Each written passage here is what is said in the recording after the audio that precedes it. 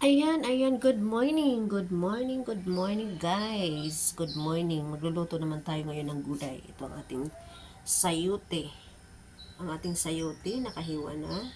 Nandito ang ating bawang, ating ang sibuyas, ang ating kamatis, ang ating siling green, and then magic sarap, and then ating chicken na pork nor cubes, and then pamintang buo, and then nandito ang ating chicken na giniling, it's bounty. So, buksan natin ang ating kalan, guys. Ay, siya. Buksan na natin ang ating kalan at painitin na natin. Ayan, ito nga pala yung aking in-order na kawali sa TikTok. Diba? Napakaganda. Kaya kung wala pa kayo, mag-order na rin kayo. Nandun na po ang link nito sa aking yellow basket. Punta lang kayo sa aking TikTok shop.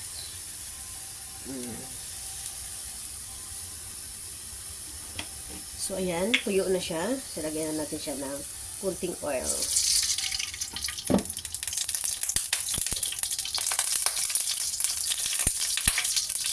Para mag-isa natin ang ating giniling. Diba? Giniling shot daw. Oh my God. So, ilalagay natin ang ating mainit na yan. Ilalagay na natin ating bawang. Ayan ang ating sibuyas.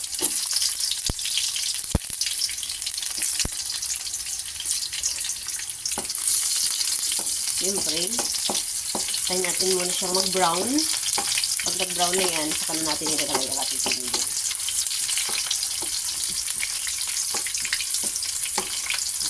Golden brown na. Ayan.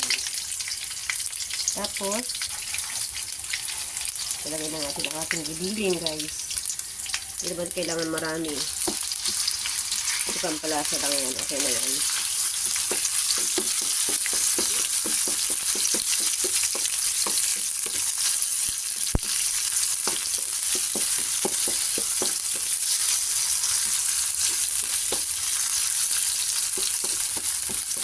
Ginisang sayote na may chicken giniling.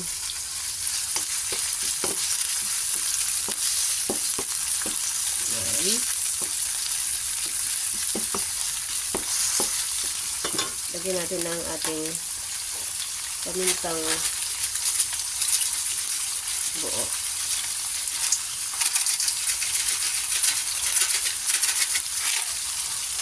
Hindi talaga ko pwede magluto guys kung walang pamintang buo, kasi yung pamintang buo nag-aalis din siya ng lansa. Ayan na.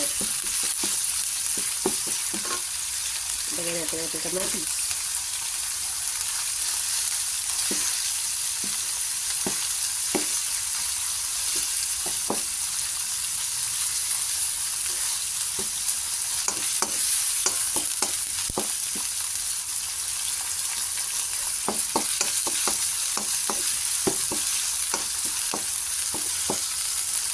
Saka ako hindi talaga ako mahilig bumili kasi gusto ko ako nagluluto, lalo na sa pagkain ng aking anak.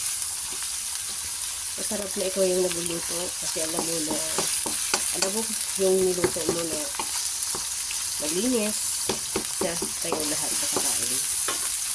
Pero simple lang, lagyan na sa kanay yun naman. Kasi lumahan ko lang para balipit sa kanay yung milk.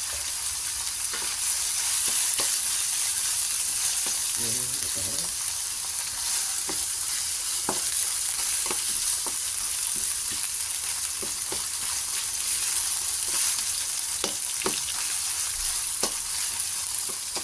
Ayan na siya.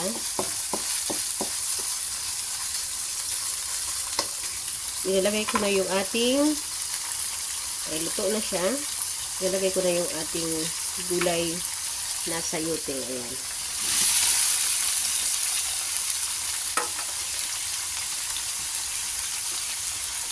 Nilalagay ko na yung ating siling green para may twist siya medyo anghang. Tapos lagyan ko siya ng ating chicken cubes. Dahil chicken yung ginamit natin giniling. Of course, chicken din yung cubes niya. Ayan. So, antayin natin yan siyang maluto. takipan natin para maluto siya.